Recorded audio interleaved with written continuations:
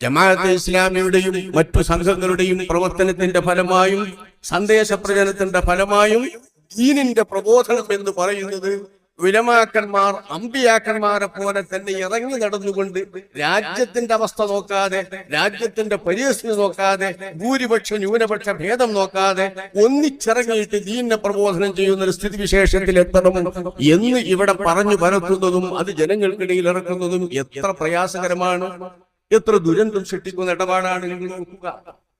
അതില്ലാതിരുന്നതാണ് ഉലമാക്കന്മാർ ഈ ദീൻ ഇന്ന് വരെയും കാത്തു സൂക്ഷിക്കുന്നതിന് യഥാർത്ഥത്തിൽ നിമിത്തമായത്.